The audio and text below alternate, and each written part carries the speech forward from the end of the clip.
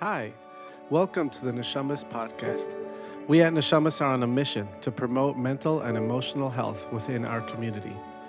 Among the many ways we do this is by empowerment through education. This podcast is where we get to listen to personal experiences of those who have been affected by mental illness, the pain, the struggle to get better, and today, by the grace of God, have emerged with a message of hope and healing. My name is Moshe Chanan. I am a grateful addict in recovery, and I am a certified life and addiction recovery coach. I'm here to encourage vulnerability and allow for hope to emerge from the internal journeys we share. Please join me, hear the stories of these heroes, and know that you are not alone. Welcome back, everybody, to the Neshamos Podcast. Today we have a guest by the name of Velvel Lipskier. Velvel was born and bred Crown Heights and now lives in Miami. He's a father of 5 and has been a teacher for 15 years. Velvel's going to share his experience with being diagnosed and what it's like to live with Manic Depression Bipolar Type 2. He has also traits of borderline personality disorder and dependency personality disorder. And he has also gone through the pain of suicide ideation.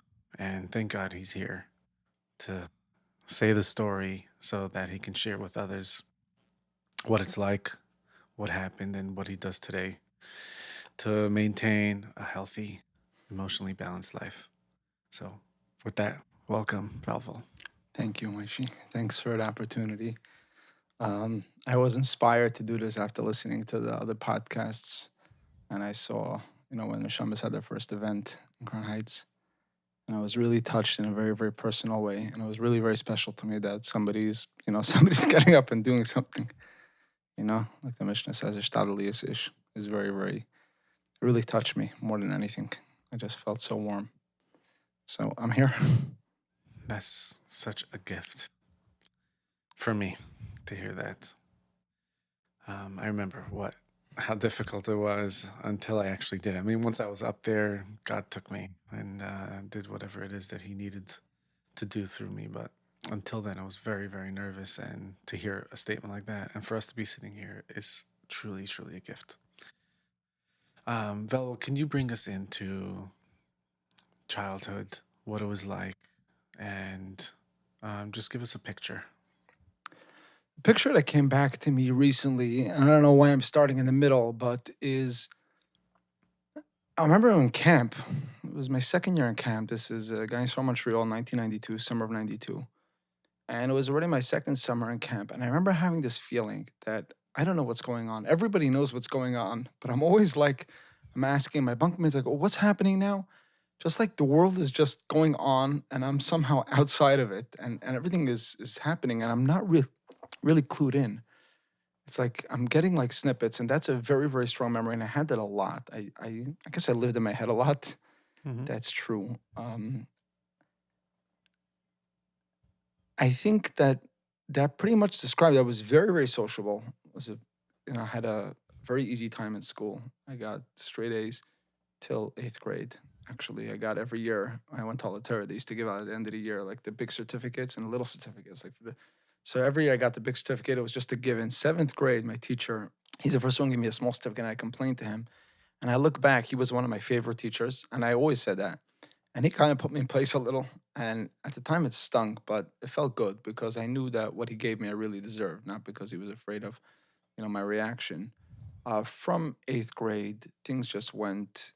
My academics, I thought I was still very, very good. I had a very easy time understanding things, but I would sleep a lot. I was distracted. It was a very wild time. It was tough on Dalit. There was a lot going on in Lubavitch. I was sick then. Then that year was Gimel Thomas. It was a really, really crazy year. I was all over the place. I guess that's the best way to describe it. It was a lot. I mean, for those who remember it, it was really crazy. It was really crazy. Crown Heights was torn apart in many, many ways. There was a lot of confusion. There was no consistency. There was different schedule every day. Typically, what would happen is, middle of the day, okay, it was an emergency. The Rebbe the health took a turn for the worse, but around 770 say Tillim. It was really very, very chaotic. And I don't want to belabor the point because it's really, in the bigger picture, was really, you know, it was traumatic event, very traumatic the whole year, but it's not the be all and end all. I can't say, oh, since then, that would not be true at all. I just look at it as a turning point because after that, internally, I started to become very chaotic. And I think that's when I really started becoming in a lot of inner turmoil, a lot of inner turmoil. Something that followed me until I got help is a self-loathing, and I think it started around then also, maybe a little earlier. No, it started before my bar mitzvah. But I remember very, very deep self-loathing. I don't even know how to describe it. I think those that experience self-loathing know what I'm talking about. I remember the first time I heard that word. Like that's a word that people hear about. Like, can you describe it so that if Um, somebody doesn't know that they're experiencing it? uh, the first time I heard it, I just recognized, like, oh my gosh, you said it. You said what I was feeling all these years. How to describe self-loathing? Um,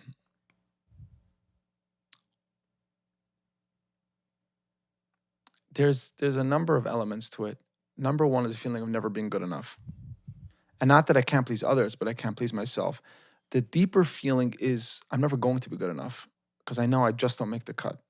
It's just not going to happen for me. Next level. Like the first one is, I'm trying to, but I can't. I'm failing, but I could if I keep trying. If I only do it good enough, and then this coming to the conclusion that I'll just never. No, it's mixed actually because it's if I only try good enough, if I only try enough, then it'll happen for me, but I can't or I don't know how to. So it's like I'm kind of doomed because part of it also I should know how to do this, but I don't. That's a major part of it. A second part is going back to what I was saying before. I can't being really unsettled in myself, knowing that something's going on that I can't put my finger on it. Another part, which is a major part, is feeling like a fraud, and that's different than imposter syndrome. Imposter syndrome is something else. Maybe we could talk about it if that comes up. But feeling like a fraud, which manifests that if people really knew who I was, then they would hate me.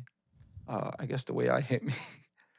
um, I wish I could talk more about it. I wish I had more words for it because it's probably the most overwhelming emotion, and it still comes up from time to time. But now I just know that it's self-loathing, and I'm like, okay, thank you. Sometimes my brain tells me funny things, and I say thank you for sharing, and I move on with my day. I don't take the thoughts too seriously, but I wish I had more words to describe it, Mm-hmm. but I don't. It's Can you describe the response to once you come to that conclusion? I'm just imagining that once the conclusion is made that, oh my gosh, I'm not doing it. there's no conclusion. It's a bottomless pit.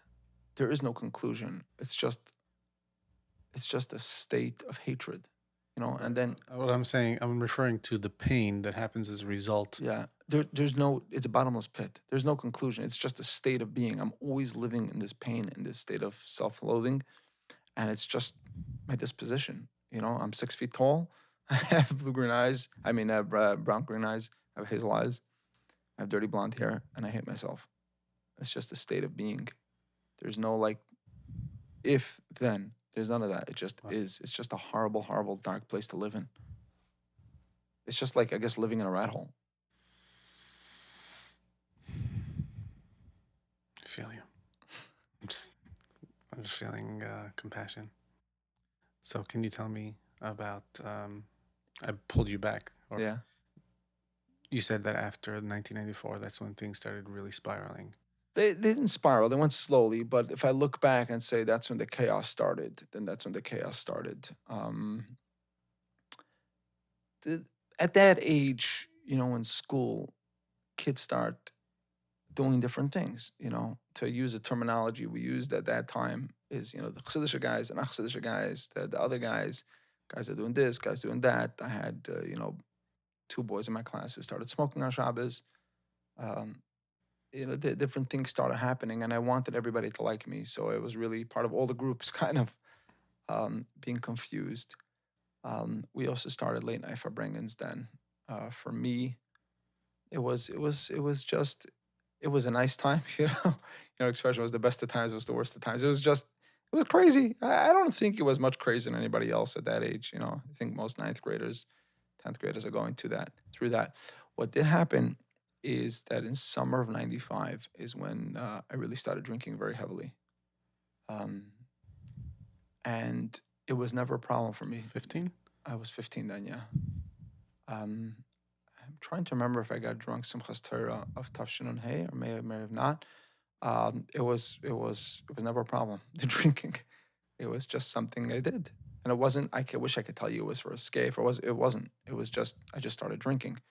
I started drinking very very heavily. What I since found out is that drinking is actually used in diagnosis. In other words, I'm not a doctor, so I'm not sure what I'm saying is true. I'm not giving medical information, but what I understand is that in diagnosis or diagnoses, one of the things I'll look at it if somebody has heavy drinking, um, then that's probably a form of using unprescribed medicine, to Okay. quiet.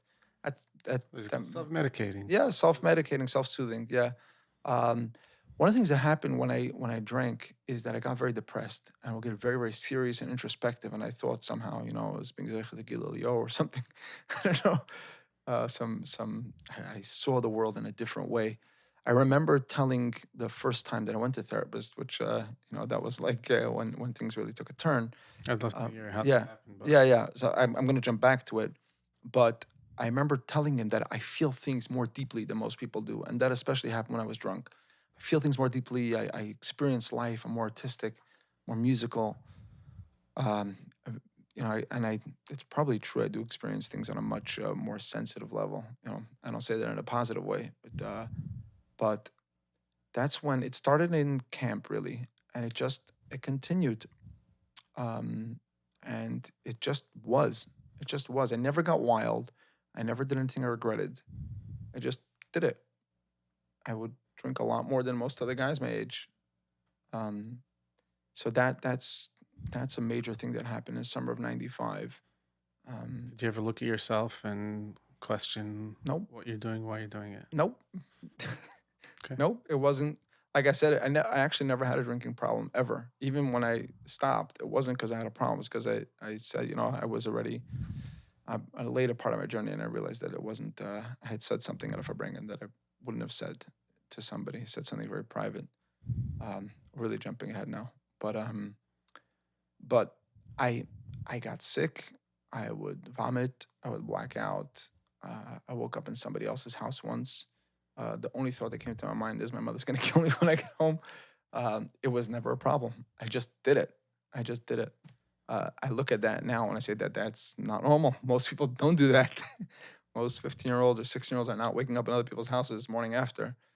But it just was. It was kind of, I guess, go hand in hand with the ugliness and the bitterness. It was just there. Hmm. Um, if that was 15, 16, how long did that go last for? Oh, the heavy drinking? Yeah. Heavy drinking lasted 15. until never stopped. It went till I gave up drinking, which was 32. Wow. Um, Can you bring us into the next chapter of okay, so things really, really started becoming very, very heavy when I was about 17, 18 years old. That's when I think I really started feeling hopeless. That's when I really started feeling hopeless. And at the same time, I started getting what I believe is called a death wish, meaning to say I didn't want to hurt myself, but I figured that I'd just be better off if I was dead. Life would be easier if I was dead. It's just too much. It's the pain is just too much. It's too intense. Um, I couldn't concentrate in yeshiva. Today I'm able to learn and really and get a lot of what I was saying. And I look back and I really, some guys say, oh, my yeshiva days are the best days of my life. I look back and I say yeshiva days were the worst days of my life. It was the most painful time. Not the most painful time, but one of the most painful times ever. I don't miss the way I felt then at all. If I would feel the way I do now, then I probably would have learned a lot more. Probably would have got a lot more accomplished. I learned a lot, but nowhere, but I couldn't sit still. My mind was constantly racing. Racing thoughts was a big, big, big part of it. A lot of racing thoughts, always, all the time. Just one thought following another thought, getting completely distracted. A lot of what ifs. Very, very self conscious. That's a word that again, first time I heard it, I was like, oh what my do I gosh, look that's it. like? What do people think of me? Did that sound funny? Did that sound stupid? Um, mostly what do I look like? Always second guessing myself. Always. I would just I started feeling very self conscious, and it's happening to me right now actually. When I would talk to people, and I started wondering where do I put my hands? Mm. Like, and when you're comfortable, you don't put your hands anywhere; they're just Yes, there. I remember Uh, that. Yeah, But I I felt remember talking to like in yeshiva, I had a question on the shir after I went over to the mashpia, and I remember talking to him, and I'm like, oh, I'm being chassidish now because I'm asking him a question on the shir, and we're discussing this is it, and I remember being so uncomfortable, and I wanted the conversation to continue. I also demanded a huge amounts of attention from people, huge amounts. So Can you I, describe what did that yeah, look like? yeah. I that ties into the dependency personality disorder. But for example, it was a counselor in camp, or was a learning teacher, and he tried to pay attention to the bachram. He tried to do his best, and he would sit and talk to each one individually. And I just wanted all his time, always. Guys talk to him 15, 20 minutes. I'd want to talk to him for 3 hours. Or later in the mashpia and yeshiva, I just wanted to talk to him. I wanted to have attention from him. So I would ask him questions, and discussion was over, and I would continue asking questions because I was sucking up. I was sucking up attention. I don't know why, because I got a lot of attention at home. You know, I really got a lot of attention at home. Was I'm it just like point. I don't know, I'm just getting this feeling, this image of like thirst, like and try to like you said, like thirst and vacuuming any bit of validation or some sort of like if only I get enough from you, then I'll be able to be satiated. But That's it just doesn't that's work very that way. true. That's very true. If I get enough, then maybe I'll get the answer, and that's it. And once and for all, I'll yeah. That's I remember we had a Farbrengen in yeshiva, and Rosh Yeshiva was my mashpia at the time, my personal mashpia. The Farbrengen, I don't know, 2, 3 in the morning, and I had to talk to him, and I kept putting it off and kept putting it off and kept putting it off, and finally after Farbrengen, I started having this conversation, which at the time, to me, it seemed very deep and very philosophical. Teenagers discovering, discovering life. And he sat with me in his office 2 hours. I just did it. He gave me attention. I took the attention. And at the time, I had this vague feeling that maybe I shouldn't be doing this. But first of all, I couldn't put my finger on it. And secondly, I wouldn't even if I could, because I needed that attention. So I was gonna take what I needed that I don't even know what the word is. I wanted to be filled by somebody. That's the best way I could put it. Yeah.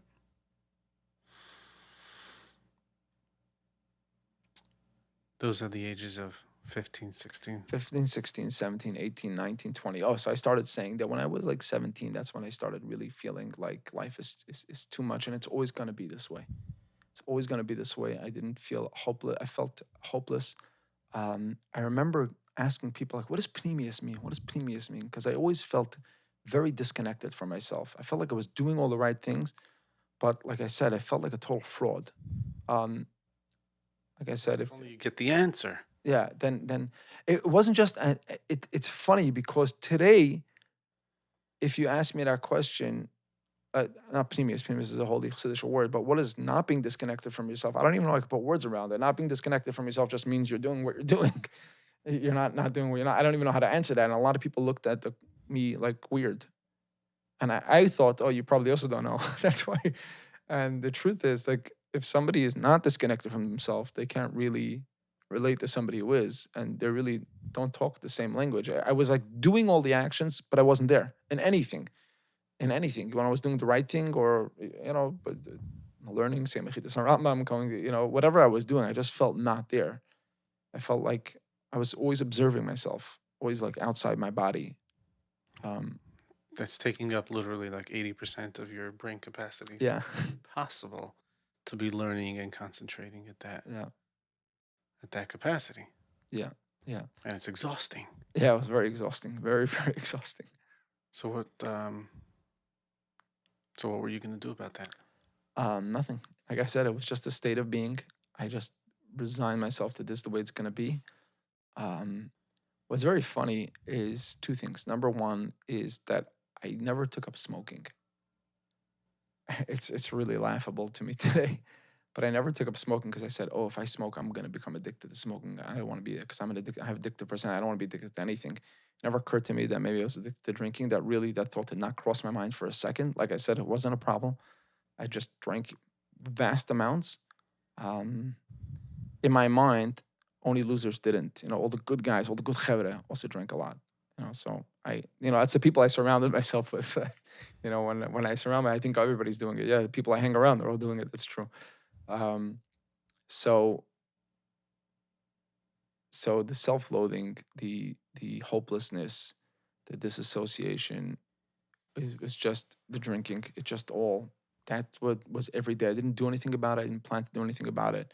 I just started becoming very hopeless.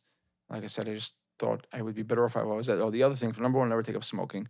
Number two, I would never kill myself because I had a million reasons why. Today, I realized that if you have reasons why you're not going to kill yourself, that's a big, big problem. This is a big problem. If somebody is in a healthy state of mind, they don't have reasons why they're not going to kill themselves. They're living. When the time comes, after 120, the time will come. But then I had like a long list of reasons why I would never kill myself, because it's selfish, because life is not like that, because people who do that are self-absorbed. I don't know. I did like a long list. It's also an Avera. You burn in hell also if Did you you ever write that down? no, I didn't. I had a mental list. I didn't write it down, but I clearly had a mental list. If you would have asked me a question, I would have rattled off all the reasons for why I'm not going to kill myself. That in your mind all the time. It's just so crazy. Yeah. No, you put it that way. I never put it that way, but I used to say I only have 6 inches between my ears, and I don't have so much space for a lot of stuff. But I kept a lot of crap in there. Excuse my language. I kept a lot of crap in the 6 inches between my ears, and I was carrying around a lot. I was very proud of it that I was able to carry around so much stuff.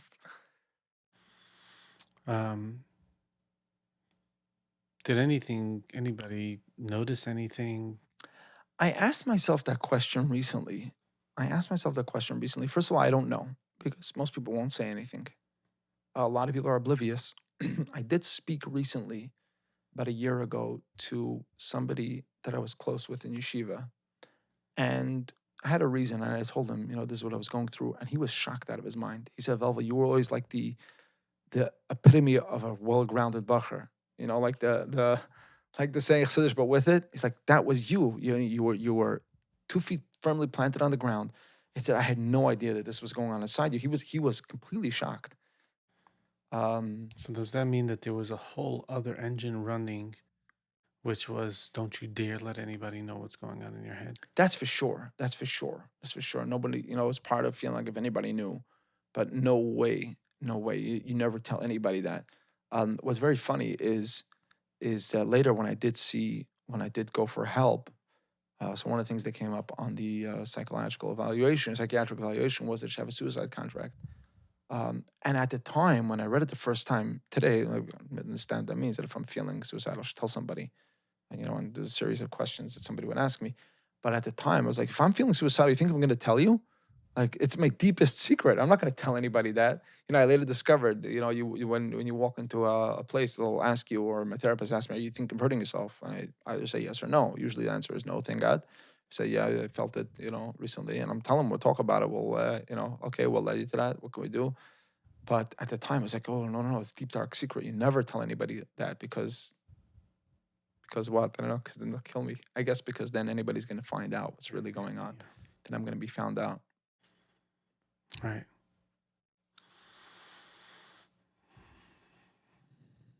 Yeah, it's unfortunate. I hear that a lot in conversations.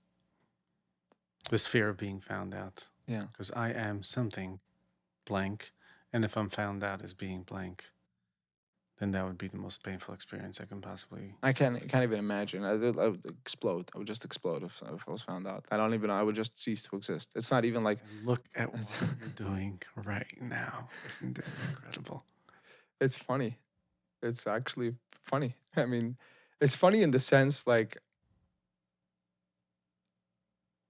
I don't even know. It's like, what's the big deal? I mean, I'm not saying what's the big deal, Tatar. I understand the big deal, but it's funny that this is the same person that once had these thoughts like that. Like I said, I can't even imagine if people found out. I don't even know. I would just turn into a nuclear bomb. I don't know what would happen. It's so terrible. I can't even think. I don't even have words to describe it. And now, like, if I have reason to say, I say. Like I tell people, I'm not shameful about it. Certain things are private, so I share if needed. Today in people in my community where I live, if I have a reason to approach them, I'll go over and approach them. I'll share my story with them. Also mental illness or drinking with other unhealthy behaviors. I'll offer information. I don't need to advertise it on my front door, but I'll come over. I'll reach out to people if needed. I have no shame about it whatsoever. There's nothing that I'm afraid of being found out. That's Part, that's a world apart. yeah, It's a world apart. I just wanted to it's it. recognize it. Yeah. It's incredible. Um, when's the first time you got introduced to therapy or any type of help? Okay, so I went through different stages. I'm still very, very opinionated, extremely opinionated. Therapists were stupid idiots. They were losers. They were people who just who read a book or two. I'll read the same book. For a lot of years, I wouldn't go to therapy because what's he going to tell me that I don't already know? Right. I'm So your smarter than him. intelligence was your power, and My intelligence, my power. I today I have a whole again. It's just like psychoanalyzing the past based on what I know. So I don't know if this is true or false, but I'll skip to this the is your very end of the experience. story. It's not my experience. I'm saying it's what I think now of what happened. But I think that deep, deep, deep, deep, deep, deep, deep inside, I know it came to the medicine, and I was speaking to somebody about it, and I realized it was true when the last step that I did. I mean, not the last step. The last major step was when I started taking medicine to help me regulate my moods, and I resisted it for many, many, many years. And I think that the real reason why I resisted it is because that was like my last hope. Of control. No, no, no, my last hope. And if that doesn't work, then I'm really screwed. So I always put it off. So doing it is your last hope. Doing it is my last hope. And I think the same thing was therapy. Because if I go to therapy and it doesn't work, then I'm screwed. And I didn't think it would work. Yes, I expressed those exact words to my wife Yeah. when I was getting into the Hatzela vehicle that was going to Mm. take me to the psychiatric ward. Mhm. I turned back to my wife. I said, I really hope this, because I got nothing else. I got nothing else. So I didn't realize it at the time, but afterwards I'm like, oh my, that's what was really going on. I kept putting it off and putting it off and putting it off because if I get to that and it doesn't work, what am I gonna do? Almost like that explode. I'm going to explode. I'm gonna explode. Yeah. So I felt the same thing with therapists. They don't know anything, and I had a million thoughts going in my head. And and then there's the old one. Chassidus has everything, and Chassidish people don't have these problems. Also, you know, I grew up at a time where therapy wasn't spoken about. It was not an open thing. It was just taboo. I should say that I don't know if people can relate to this because I'm not that old. I was born 1980. I'm 40 years old. But when I was a kid, people who had siblings, even with Down syndrome, they didn't talk about it. I remember a boy in my class, you would ask him, how many kids do you have in your family? And he'd start turning colors because the answer was 8 and he would say 7. Oh my goodness.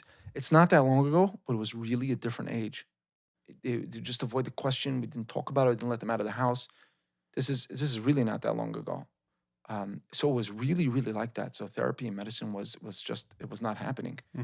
I mean, people didn't talk about cancer. People didn't talk about diabetes. They didn't talk about anything. So that really has a lot to do with it. A lot of it's just generational. Have you been able to witness the benefits of the fact that now these things can be talked about?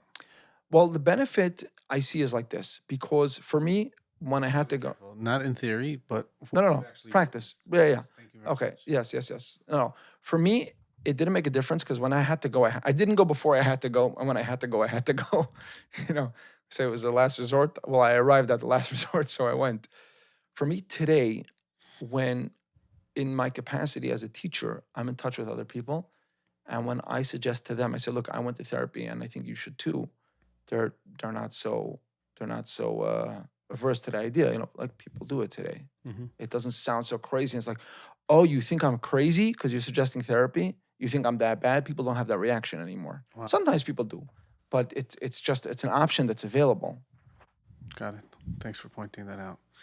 So, if you can, bring us back into the story. Okay. So the wishing I was dead came into the mix as being part of a normal state of being. Then I went off on shlichus to Australia. How old were you? I was 20 Got it. for 2 years. that's when my drinking really, really, really went uphill, downhill. I don't know how you want to describe it. That's when it got really, really heavy. I don't want to describe quantities, but I absorbed huge quantities. Again, it was never a problem. It was great. You know, I don't know how the people around me felt, but it wasn't a problem. I just did it. I admired myself for how much I was able to drink. I also started engaging in other very unhealthy addictive behaviors at the time, which continued to be part of my life for the next 10 years. Yeah, yeah, yeah. Self medicating, other addictions that really, really started slowly, but they took off. You know, I came back, and that's when I had my first teaching job. I was in Smicha in Morristown, and I taught in yeshiva. I taught in the Masifta over there, so I taught Hasidus. Um, Again, involved a lot of drinking. I was very proud of myself. I was a very good teacher. I was a very good teacher. I was very well prepared. I was very confident. Um, and the confidence really, um, really started feeding into the feeling like, what the hell's going on? I feel like garbage inside, but I'm so confident outside. And the students were shocked because they had Bachram teachers for many years. And the Bachram teachers were always like, wishy washy. And I was such a straight guy, and I was so full of confidence, and I was healed because I did start reading a few self-help books in Australia. So I was like, that's it. All my issues are from the past, Any they're of not those there books anymore. actually help? Yeah, well, if I would have done what they said, it probably would have helped. Okay. I didn't have to do it. I just read it and got it and agreed with it, and that was good. It stayed in the head. It didn't Yeah, really go into the yeah, body. yeah, yeah. I had a lot of head knowledge, but I was a competent teacher. But I was very proud. My friends all started getting engaged that year. I would go into Crown Heights, get trashed by L'chaim, take a subway 2 o'clock in the morning, take a train back to Morristown. I could be in Chassidus 7:30 in the morning. I was like, yay, big hero. You so that was great. That was great. Um, but the internal split, really started developing because I was doing so well on the outside. Inside, my personal feeling about myself started going. I won't say it went downhill, but it started. There's something not right. Something really, really off inside. I'll just continue. The next year, I went to teach in Toronto, and I was there in and out a lot of times, but right after Pesach, I got engaged to my wife. I came to Crown Heights. We dated over Pesach for 2 weeks afterwards, and that's when How do stuff you, hit the one fan. second. With all of these thoughts, Yeah. you still had the capacity to go on dates with your Okay. So that's when what I know today is I had a massive panic attack, but I didn't even know that at the time. But that's actually When what did you happened have a panic attack? on my first date. Okay, so just because it's funny, just because it's a funny story, but I made up to we agreed that we're gonna go out on a date. My wife, her shadchan call up. It was actually my grandmother, and we agreed. But I was going to Russia for the first days of Pesach then to do a public seder. So we made up that when I come back, we're gonna go on a date. I came back with Shabbos Chol Hamoed, and I drank down a full bottle of wine, very very strong wine, um, and I was still a little tipsy, and we went out on a date. And at that time, I had a full blown panic attack, and I was Please describe it if you don't mind. What um, did it feel like? How did you realize? I didn't realize till a long time later what it felt like. Well, I was still a little drunk. I wasn't even hungover yet. I was still a little drunk, so it's hard for me to describe exactly what it felt like. It started feeling like a tightening in the chest. Mm-hmm. I'm feeling it actually a little bit right now because I'm having some anxiety. I feel like I have a piece of steel wool stuck on top of my throat, like behind my Adam's apple. That's a physical symptom. And the emotional symptom is really being disconnected from myself. So I'm forcing, you're asking how to have the capacity.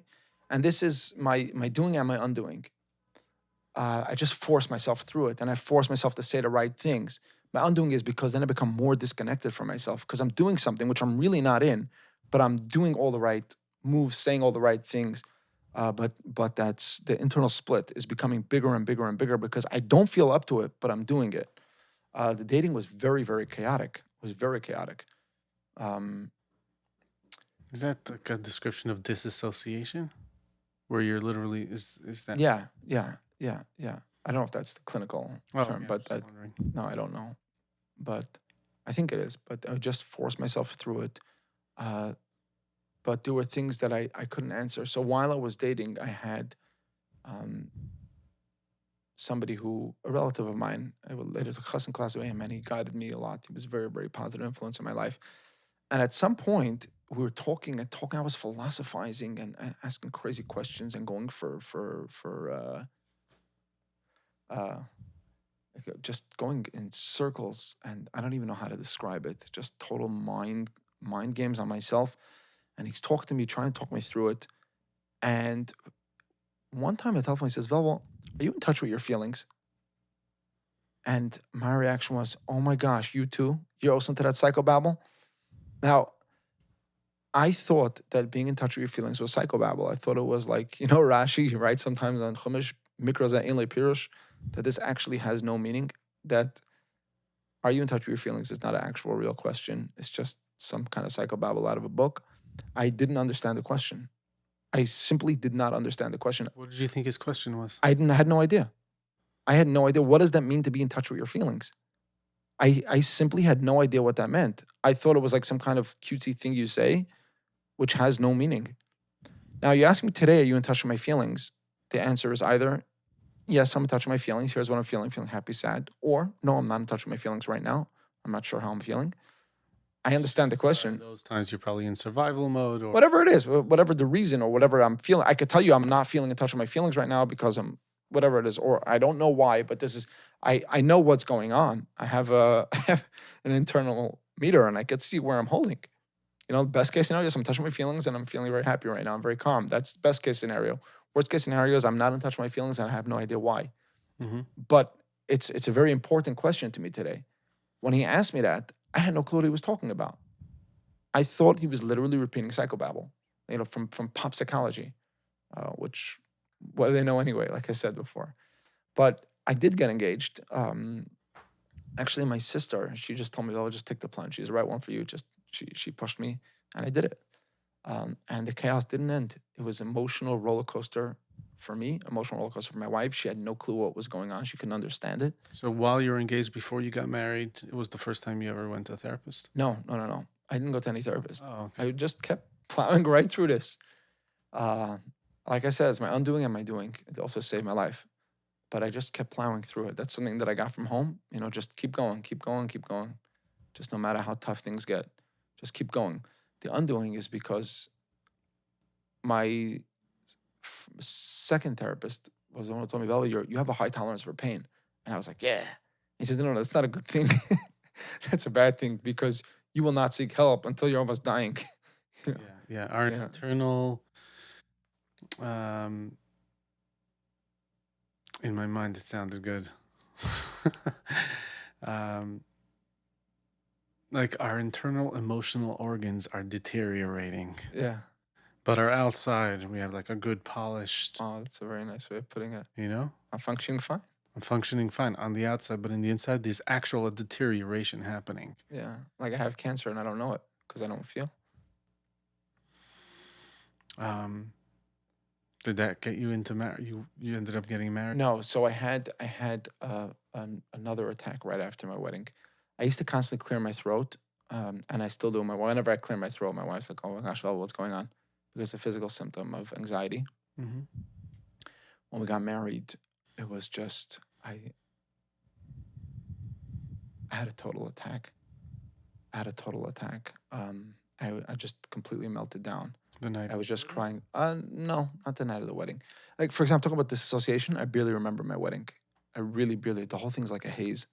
And I watch videos of it now, and I remember smiling for the camera and dancing with everybody, and inside feeling like pits about to open up under me. And Meaning you were there, but you were not there. I was not there. I barely remember it. I really barely remember it. The whole thing is a haze. I mean, I remember all the details, but I wasn't there. I really was not there. Shortly after my wedding, I was just breaking down and I was going crazy. And I didn't know what was happening to me.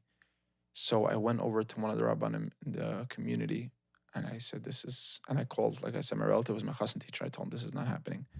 And so I got a number of a therapist in Flatbush, and I went to my father and he had some money that I had put away. He was holding for me. We hadn't yet opened the bank account. It was just holding money from when I was a bacher. And I took out $500 cash. I went to a therapist, and I had $500 with me. We're gonna sit down and work this out right now. We're gonna sit 3-4 hours. I have a lot of cash, however long it's gonna take, and we're gonna work this out. We're gonna solve it. And like you were saying before, like that answer that I was seeking. Okay, this is it, man. He gave me about 45 minutes of intake, and he started asking me questions. And I was like, I don't know, I don't know, I don't know, I don't know, I don't know. And my attitude was like, you're the doctor, you figure it out. I don't have to tell you what's wrong with me. And 50 minutes were up, and he said, okay, we'll make another appointment after Sukkot. He told me, young man, you got to grab a hold of yourself. And I was very angry at him. I don't have to grab a hold of myself. You have to grab a hold of me. I have no responsibility for myself. And I never saw him again. Now, what happened was that I didn't tell my wife that I went. I lied to her about where I was. Because I was terrified, like I said, of being found out. I thought I would just do this behind their back. I thought this was normal, that you hide things from a spouse that, make you not look good. Because then she's not going to respect me. She's not going to like me anymore. And then like 2 or 3 days later, I told her actually because I was getting back at her. It's like, I had to go to therapist because of you. And she broke down. She couldn't believe it. Like, you lied to me about where you were. You were on the phone, and you didn't tell me where you were. And she couldn't wrap her mind around, like, what does that even mean, that you're in a place that I don't know? Over the years, sadly, a lot more secrets that I held until, thank God today there are no secrets. But I had a lot of secrets. So that's when I guess the real disconnect and the underlying tension in the marriage really set in. I guess that was right before Sukkot. I got married in the middle of Elul, so this is a month later. And after that, there was always this ongoing tension. So during that year, I got an offer to be a mashpia in Miami, which I took up. We moved in the summer of 2005. And I thought I was going to turn into Eliyahu Navi or a Malach or maybe a Misnaminov because I'm a mashpia now in yeshiva. That's it. And again, The position will protect you. The position is just going to make me into a new person, not just protect me. I'm going to stop all my negative behaviors. I'm just going to, all those things that I was trying to all those years, like finally do it. It's just going to happen to me. I remember telling my wife, we laugh about it now whenever I remind her the story. Like, even though I don't want to be one of those people that are like completely in the cloud. So if I ever become like, draw me down to earth, So Baruch Hashem, it never happened. I never turned into an Islam. I thought it might just happen to me, the golden gates will open up. Who knows? The first year was very, very painful for me in yeshiva because I had no idea what I was doing. I was very young. I was 25 years old. I was feeling completely incompetent. I was very, very intimidated. I had no clear idea what I was supposed to be doing. Like I said, going back to that scene before where stuff is happening, I don't really know. So the teacher class that I know, Fabring, I knew how to Fabring, but I wasn't really clear about what do Mashpim do. I had no idea. So I was making it up as I was going along, and I thought everybody else was making it up as they go along. It was very painful for me. So after my son was born, I thought my life would completely change because fathers don't do that. Now that's it. I'm all grown up now. I also had a feeling, part of being a fraud is that I'm very immature on some very, very deep level. I felt very immature always. I'm like, but that's it. I'm a father. So is my kid's father going to do this? No. So What I were thought I things would, that you identified as immature? um, I just liked little things. I felt like, I like ice cream. I really love ice cream, and I plan to go buy soft ice cream. I can't get soft ice cream in Miami. And I told my wife that when I'm here, I'm just here for the day in Crown Heights, I'm going to go get ice cream because I like ice cream. At the time, I thought it was immature. You're not supposed to like ice cream. I do like ice cream. It's okay. It's not. I don't think Rabbi Masmid liked ice cream, but I'm not Rabbi Masmid. Um, I I liked little things. I liked like immature things.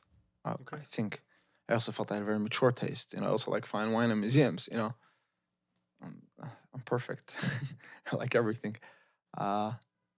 So I also thought that all my negative behaviors would stop. because responsible people don't do that. That's a childish thing. It's okay. It's funny. It's a teenager, but that's it. The party's over. And obviously, it was not over. The party was far from over. I also thought I was very, very holy. I would get, like, for example, the night of my son's bris. So another addiction that I had, and that is something that um, I still can't say that I have long-term sobriety in that area, is staying up late. So thank God I haven't pulled a late night in a while. But I stay up late, and by late I mean till 3, 4, 5 in the morning. And the next day, I feel like it's kind of like feeling a certain type of drunk.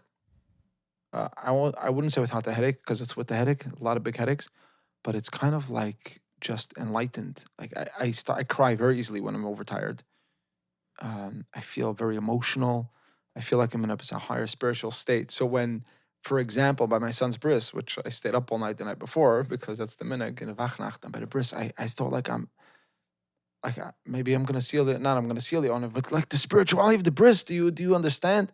It's like, yes, a bris is very holy and important, but I'm not a tzaddik. I'm sure Rebbes, they go to bris and they're they experience these things. I'm just a regular guy. So, but I really thought that I was just I wasn't touched. But a seder, I was very tired from the night before. I, I, I just feel things that regular people. I don't know. Maybe people maybe they should feel it. If they would be as spiritually in tune as I was, then they would. I'm not claiming to be a holy person, but you got to feel it. You got to feel it, and I feel it. So that's what I thought would just stay when my son was born. But that didn't happen. Now I'm just gonna fast forward to the next year. So this is in Tafshin Samaches. My daughter was born. So this would have been around Cheshen 2008. 2000. Well, it's 2007. It was November 2007. And it, there was constantly bickering at home. Now there was a lot of lies. First of all, I would come home. We bring every Thursday night in yeshiva. We bring.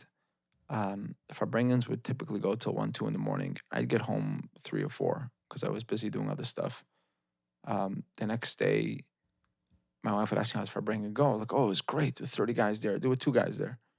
And probably one guy was there because he felt bad to leave me there alone, and the other guy was there maybe because he was also desperate for attention like I was. When I don't know. I don't want to speculate on other people's motives.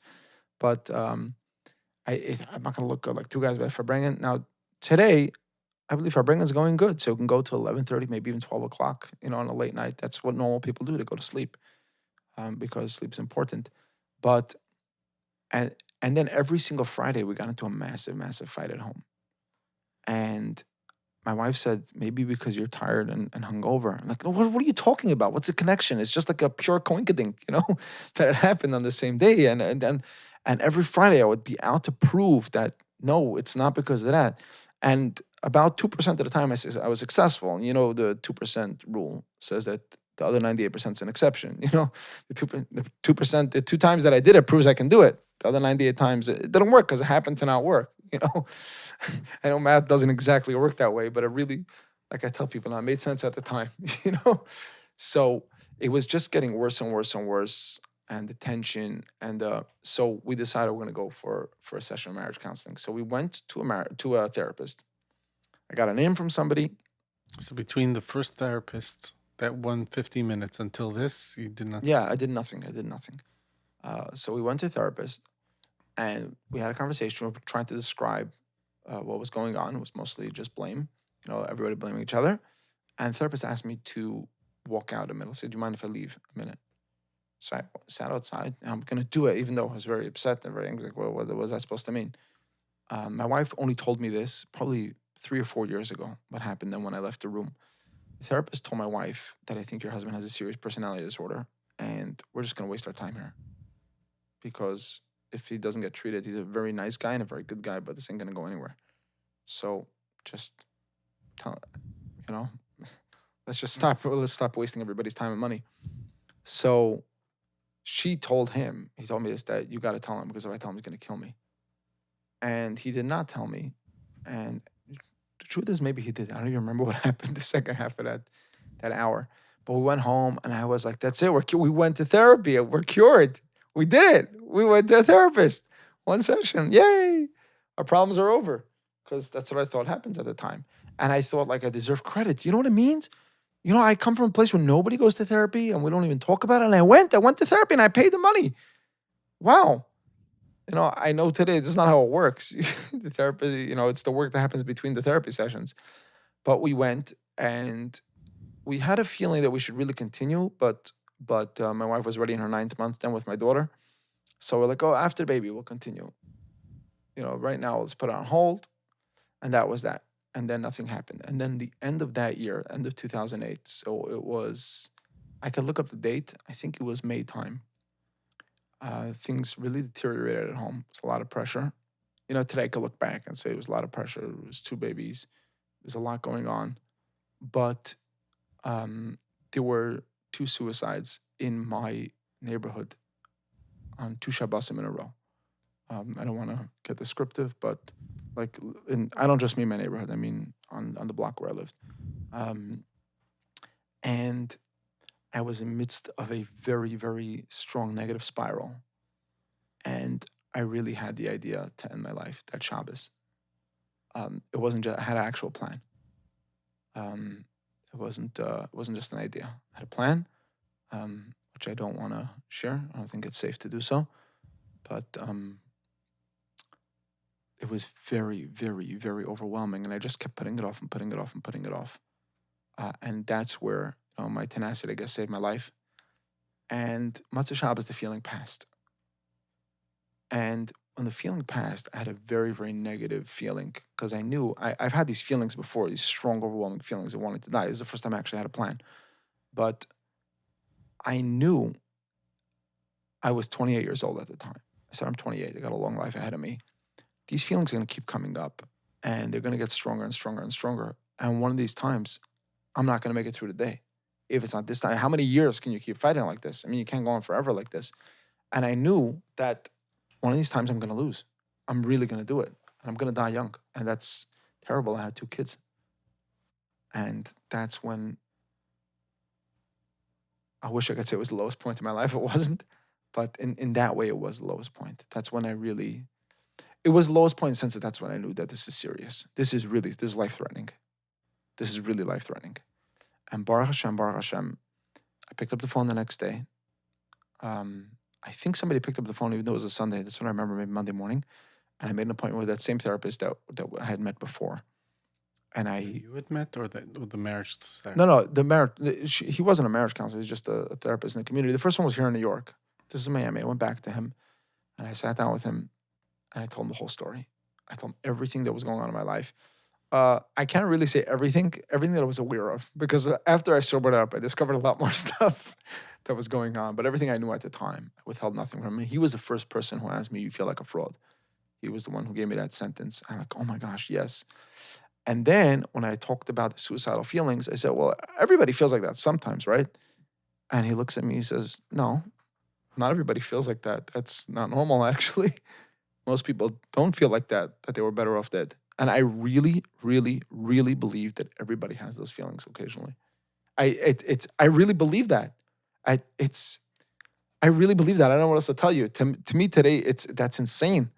Could I say that probably a large percentage of people once had that thought cross their mind? Maybe if somebody just died, maybe. I don't know, maybe. I'm sure there's statistics out there. But walking around wheeling like wishing like you were dead? No. So, no, most people don't feel that. What did you learn from that first session? That's a very good question. What did I learn? I don't know if I learned anything, but I felt like something happened. I felt like I turned the page, like something's gonna happen. And it was a long, long rope. Yeah, hope. I felt like a door opened up. It was a long, long journey after that, very long journey after that. That was 1 hour? But that was 1 hour. Yeah. Interesting you put it that way, but that was 1 hour. It was one session. I think so. I think it was 1 hour. I don't think it was more than maybe it was a double session. I don't know. When do you think change started actually manifesting into your mind, into your... So he recommended to me a full psychiatric evaluation, actually a forensic psychiatrist. And I did a full thing. It was a few hour evaluation. and he came back with a 7 or 8 page report, full report. Now, at the time, he did not give me the report. He said the standard procedure is not to give the client the report, but he told me some highlights from it. Um, I didn't think he really knew what he was talking about anyway, but just in case I may try, he right away suggested to take medicine. He said it'll take the edge off. I didn't want to take the edge off. I love the edge. I love that strong feelings. And I'm like, what do you mean? I'm gonna lose my personality. I was very afraid of losing my personality. And the world needs artists. A lot of great artists. We're crazy. Oh man, I've thought that. And we all died at sad 27. Yeah. So we spoke about. I was no way going to take medicine. Medicine is like the pits. That it's not even the pits. That's like that's. I use the word mental straitjacket. That's what I thought of a medical straitjacket. So, that's if you're really over the edge. Once you pass the edge, that's when you go on medicine. So I asked him if there's natural ways to deal with it. Natural and he told me yes. He told me there are natural ways. He said that's trying to. I live in Florida. He said trying to get to New York by traveling south. Well, you will if you go around the whole earth, but it's not the direct way. But I didn't listen to him. I didn't continue therapy. I just went one more session, and then I thought, oh, he's probably just trying to make money off me, so he keeps calling me back. I didn't understand the way these things work. And then for the next while, I was trying to get involved in all kinds of holistic medicine, naturopathy, and homeopathy, which I'm sure they all have that place, but they're not. It's a wrong tool, wrong tool for the job, So I just was spinning my wheels for the next 2 years, I guess, 2.5 years. And then the real, then I had some hope things were getting a little bit better in winter of 2009. And then things just went right back to hell in a handbasket. And right after that, summer of 2010 was the pits. That was really the bottom. It was just, that's when I truly became hopeless. Not in the sense that I'm going to die, but I'm just going to die a miserable old man. This is the way I'm going to be. I was almost 30 at the time. I was 29 years old. Like, if I haven't changed till now, then this is who I'm going to be. I'm going to die. I'm going to die a sorry old man. I basically resigned myself to this. I just resigned myself to a life of misery at that point. The real bottom was, we got back into marriage counseling then. And we did a few sessions. And I remember this. I will never ever forget it. We're sitting in therapy. And my wife tells the therapist, I'm married to this man for 6 years, and I feel like I don't know him. And I thought, lady, you have no idea how much you don't know me. You think you don't know me. You think you don't know me. If you would find out what's really going on. And then I just became miserable. I came that year for the Knesset Shlochim over here to New York. I got trashed out of my mind. I was talking to, like I said, my relative who was my chas teacher and who guided me. He and I was walking down Kingston Avenue, bawling. I was drunk and I was crying, and he knew why I was crying. And I told him something that I recently found out, and I was just laughing and crying and completely miserable and hopeless. And I really came back. I used to come back from Knesset Shlochim every year, re-energized. And this year I came back just feeling like, what are you energized about? This inspiration is going to pass in a week. And I felt like I don't belong here. Shortly after that, I got in touch through a help group online. And that's when really things changed. And since then, my life turned around. So I was in touch with this guy on the telephone that was November of 2010, right before Hanukkah. Is this a professional or somebody who No. experience? Yeah, just a person. Yeah, similar experience. Somebody reached out. I reached out to him actually, and we spoke on the phone, and we started. And within 3 months, my wife told me, something's different about you. I didn't tell her. I continued to lie and tell her what it was on. I just told her I'd done talking to this guy, because I told her people be addicted to all kinds of things, be addicted to resentment. I don't tell her really. I thought, I'm going to kick it and that's it. But one of the things that he told me was that he was then in recovery. So eventually I got involved. He's a 12-step guy, and I got involved in 12-step programs. But he told me then at that time that he was sober then, I think, for 13 years. And for the first time in my life, I was like, you know what? If it takes me 10 years to get where you are, I'm cool with that. 10 years seems like a short amount of time. Hmm. And for the first time, I realized like this is serious business. It's a new way of living. It's not something that happens overnight. Nobody goes and fixes you. Um, Which it seems like that's what you wanted in the past. Like the first time you went to the therapist. yeah, Okay, here's 500 like bucks now. yeah, Fix just me. find the screw that's missing, that's broken, and turn it on and change the gasket, and that's it. Fix me. But I really had a sudden change of mind. There is a line that I'd like to quote, and there's a book of a complete psych. There's a line there about a complete psychic change. I'm like, that's what I need. I need a brain transplant because I'm so disassociated from anything I do. Is that anything I do will just make it worse? I'm gonna be more disassociated because I'm just gonna continue to fake it. And if you tell me to, I'm gonna fake that too. And there is no cure for this. There's no if keep faking no matter what you do, no matter what you tell me to do, I'm just gonna continue faking that. I'll do that. So when I read that line about a complete psychic change, I'm like, yeah, that's what I need. I knew it's kind of like when you delete Windows and reinstall the whole thing with a hard reset, and I knew that that's what I need. And all of a sudden, like I had real actual guidance, like do this, do that, and it'll happen for you. And So it even though you felt like you were faking it, No, I didn't feel like I was doing faking it. it. I didn't feel like I was faking it. I felt like it could really happen. I'm saying when I read that line, I felt that somebody gets it. Somebody understands that you got to go from scratch. This is not something that you just continue doing. I started reading that kind of literature, and I'm like, wow, there's an actual plan. Here's what you do. Here's how what this is how you live. Your thinking will change later, but it will change. And I started doing it. I started doing what was being suggested. So I did that. I started in Pesach. I started very heavily involved in 12-step programs. In the summer is when we got back into therapy, and things got very ugly. Actually, they got really, really ugly. What I've since learned was, first of all, I disclosed to my wife everything that was going on, or I should say everything that I knew. Because later, when I would tell her more things, she was like, "Oh, you didn't tell me this." Like, I really didn't remember. I wasn't withholding it from you. As soon as I remembered, I told it to you. It took me a very long time to get out of the habit of lying because me wanting to protect myself and protecting my image is ingrained in my soul, and that's part of the dependency personality disorder is wanting to be liked Yeah, maintaining a connection. and maintaining a It's connection at fear all of losing it. costs. What I understand today is that two things. Number one, I cannot have the real connection that I'm looking for, the real intimacy that I want. I'm only going to have if I tell the truth, if I'm open about who The I am risk of losing it. and take the risk of losing it.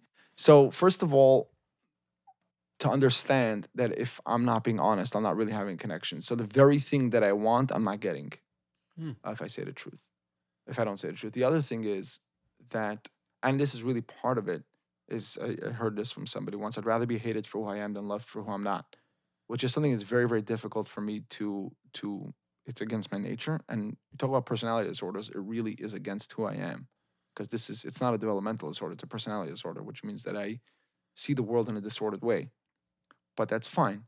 But understanding that when somebody hates me for who I am, that's an intimate connection. It may not be very comfortable, but it's real.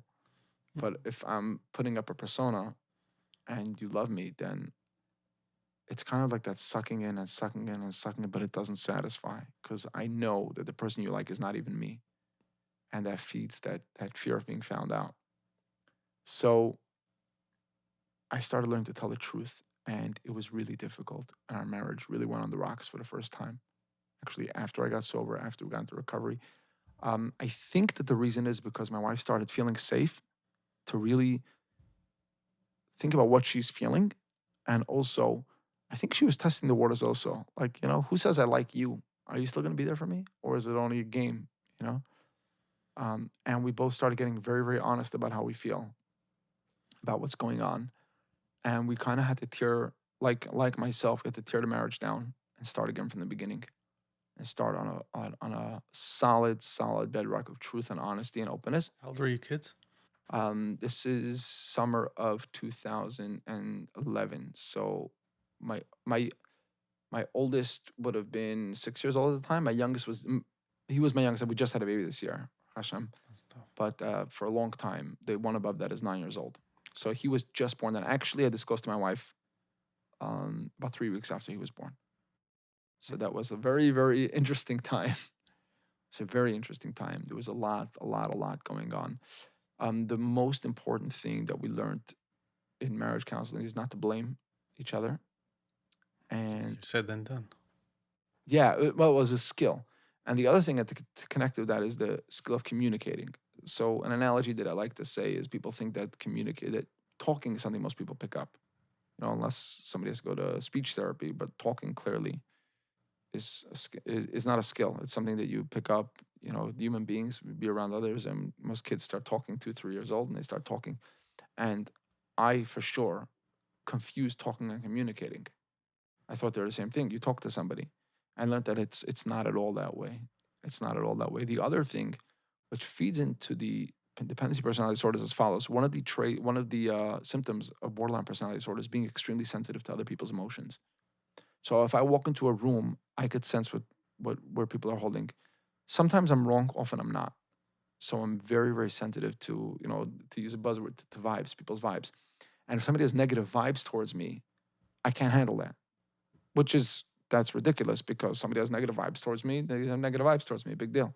You know, I learned that if I try to change that, then I'm thought policing, which is very cruel. To try to thought police somebody, try to control people's thoughts and opinions, it's not right. It's intrusive, and the communists used to do that.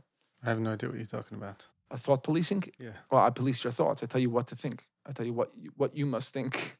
How are you telling them? Well, I could be telling them directly. For example, I actually did this once. It's very embarrassing, but I had this feeling that I wasn't a good teacher. So I had a student who I was very, very close with, and it was he had finished the yeshiva. I took him out for breakfast in Miami, and I told him, I'm a really open person. I want to hear. Tell me tell me some of the problems you have with me as a teacher. I want to improve. I want to improve. So, he knew that it was a little risky business, but he went on a limb, and I really made him feel comfortable. And he started telling me, and I started arguing with him. I'm like, no, you're wrong. This is, and obviously that he was, I don't know what he was thinking. I didn't just invalidate him. He was thinking like, oh, I knew I shouldn't have taken that risk. What was I thinking? Exactly the worst case scenario is what happened. But like, you have no right to think negatively of me. And if you do, I'm going to prove to you how you're wrong.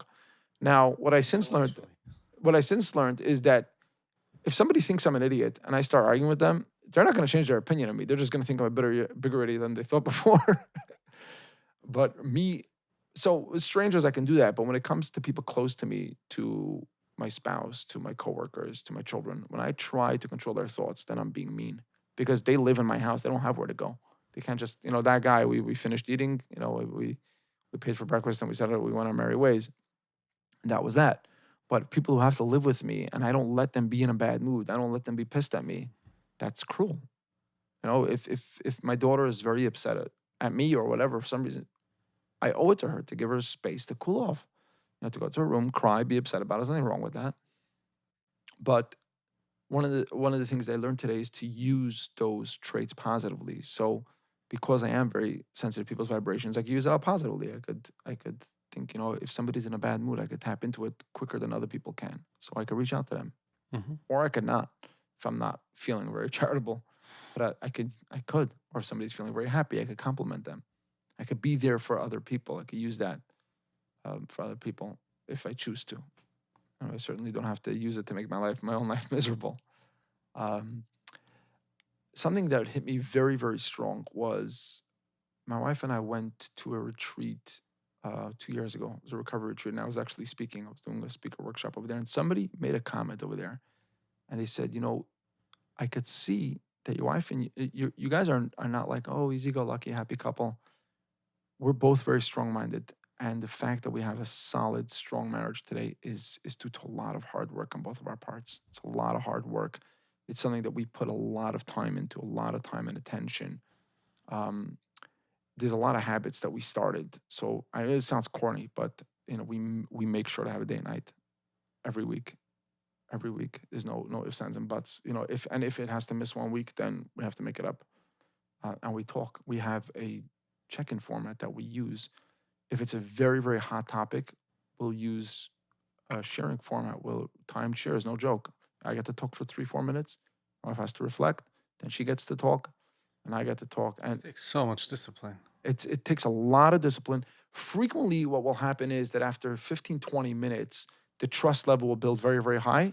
So then the conversation could be more flowing. But if not, we got to stick to the rules. It's very painful. It's very, very painful. But it helps us be on the same page. We always open with a prayer. We always say something nice to each other. Remind myself, why am I putting in the effort to be with this person? Why? Wow. That's So next level that's relationship. Really it's that's real intimacy. That's real bonding. that's real intimacy. Real intimacy is the real key over here. Can I That's the ask real you? intimacy. We're getting towards the end. I wanted to know. Can you just describe to us like what's a day in the life of Velvel? What do you do on a daily basis to help you stay sane? Okay, so I'll tell you a story. I knew you were going to ask me this, okay? Because I did listen to the previous podcast, so this is kind of prepared. So I'm sorry for, but a friend of mine, his brother had a massive heart attack, and Baruch Hashem, and he got medical care right away, and he walked out of the hospital. I think like 2 weeks later, on his own 2 feet. He just walked out. So his brother asked the doctor, the one who's my friend, what's my brother's prognosis? So he said, well, if he realizes that he just had a massive heart attack, he's going to be fine. If he thinks, oh, the doctors took care of him in 2 weeks, he's going to die. And for me, that means that I mentioned earlier, so I did a lot of things. I did a lot of work, therapy, spiritual work.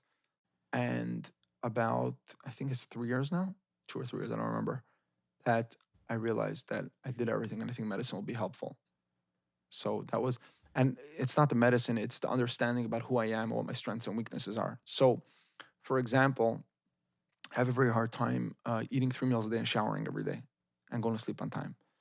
Now, it's kind of like when they're drinking, I never associated being sick and having headaches and vomiting and having hangovers with stopping to drink. I didn't associate the two. And I don't associate hunger with eating. You're hungry, you're hungry. I, Now, normally, if you're hungry, you eat. But I don't think my brain doesn't think that way. You're tired, you go to sleep. My brain doesn't think that way. So, it's kind of doing things, going through the motions, but in a positive way. So I need to put myself in bed to bed on time. I need to eat 3 meals a day. I need to shower every single day. I can't skip days. It sounds strange, but for me, that's it, and it's very humbling. Like I can't afford to do things that other people could play around with. Other people could sleep here and there. I can't. I love doing overnight drives. I love it. I can't afford to do it, so I don't. I drive from New York to New York from Florida. We stop. It's not in my nature to do that. My nature is just to pull all nighter. I can't do that. So first of all, physical care is a big, big, big part of it. Hmm. It's a big part of it. Trying to slow down, not take on too much. These are things that really do not come natural to me at all. I have to sit and ask myself, Velvet, did you just take on too much? I'm like, not really, not really. Do you have somebody that you check in with that you're able to go through these things with? Well, On your own? a lot of times on my own. If I really need a second opinion, I'll ask my wife. If I need a third opinion, I'll ask a therapist. I am in therapy right now. I just restarted about a year ago. No, not a year ago. Less than a year ago. Oh, it's summertime already. Yeah, so it is a year ago. The therapy now is on and off. Sometimes it's for a year and a half straight. Then it depends if I'm trying to accomplish something or work through something. I also have my 12-step group that I'm actively involved in. But for me, most of my work is physical. It's not so much spiritual and meditation and meditative, even though that's part of it. It also involves continued growth, and that's for me a very, very big thing. So my wife and I recently did a parenting course, for example. It's continuing to grow. You can't just stop. I mean, I can't stop. It's continuing to grow, continuing to examine our life, like, and to be open and honest is very difficult. And something today I have no secrets at all. There are two people who know me Very few completely. people can say that. Yeah. There are two people who know my wife knows me completely, top to bottom. And then this other person that I have there. So I can't say everybody knows me, but there is somebody who I used to say, oh, I have no secrets. I tell one guy this guy, one guy something else. So between everybody, everybody knows one part of me. But there are two people who know all of me, top to bottom. They know everything. And that's very, very helpful. It helps me stay grounded and sane. Any message that you would like to leave And I guess within that message, if you can, just tell us why would you willing to do this? I guess they might just actually intertwine. Um, any message?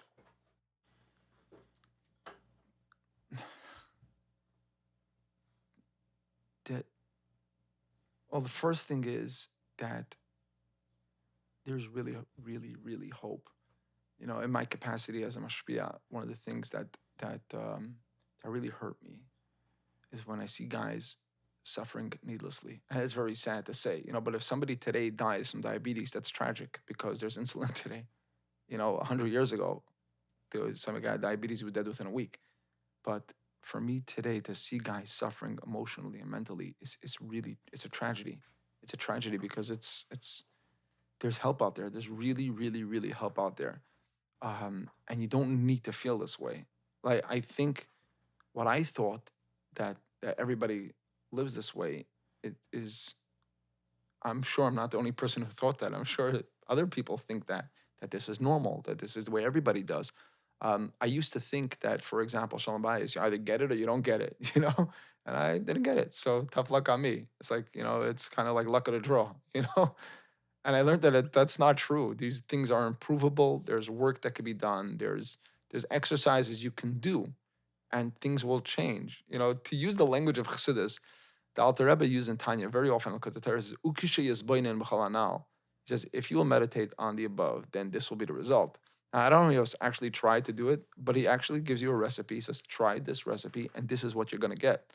So in mental health and emotional health, there are actually recipes. You try them, they'll work. They really, really work. I love to bake. Everybody always compliments my baking. So, oh, you're a great baker. I said, well, follow the recipe in the recipe book. It'll come out. Trust me. Use the right ingredients, do it in order, and it'll work. That's really powerful. Thank you so much, Velvel. Thanks, Moishi. Cannot thank you enough. This is a big deal, and not just for you, for all of us. So thank you. Thank you, Moishi. Thank you for stepping up, sticking your neck out. Somebody finally did it. Somebody finally did it. So I really, really, I appreciate is a stupid word, because appreciate is like, oh, I appreciate what you do. It's really, it's heartwarming. It makes me feel at home. It makes me feel like, somebody turned on the lights. Like I'm saying about suffering needlessly. When Neshamos started, when you started with Neshamos, I'm like, oh, somebody finally did it. What I'm sure a lot of people were hoping and praying for. Amazing. Thank you. Thank you. Thank you for listening. Please share your feedback by emailing us at podcast@neshamos.org. We hope you'll be back for the next episode of the Neshamos Podcast. This is Moshe Chanan wishing you a healthy and a meaningful day.